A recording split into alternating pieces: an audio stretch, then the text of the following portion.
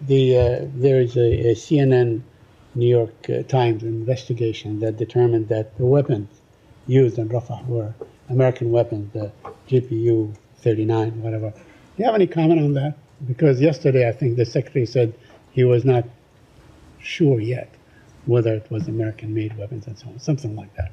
So what is your position today? So I'm going to let the IDF speak to their investigation, including what pieces. I'm asking you about, is this a U.S. weapon as far as you know? Again, it is not for us to speak to. We can't speak to individual weapons loadouts to Israeli aircraft. So I will let the IDF speak to their investigation findings and indicate, including anything that they have to share about what weapons were used. I just don't have an assessment for that. And lastly, does it bother you guys when former officials, high-profile officials, like the former U.S.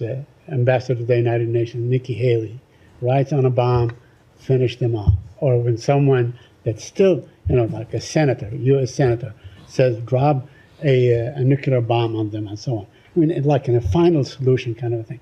Does that really bother you? Do you feel disgust? Do you feel that maybe you ought to issue a statement? If somebody said this about any other group of people and so on, I think you would probably be disgusted. You would say, this is terrible, this is awful. What is your position on what they say? Saeed, Ambassador Haley is a private citizen, and what we're focused on is the diplomacy and the task at hand. We're focused on doing everything we can to get this conflict to end, to secure a ceasefire that is coupled with the release of hostages, a ceasefire that can be coupled with an additional influx of humanitarian aid, one that ensures Palestinians in Gaza are protected, have their humanitarian needs met, a ceasefire that will help identify a vision for the post-conflict of Gaza, a Gaza that can no longer be a springboard of terrorism, and a Gaza where Palestinians and in a separate state, Israelis can live with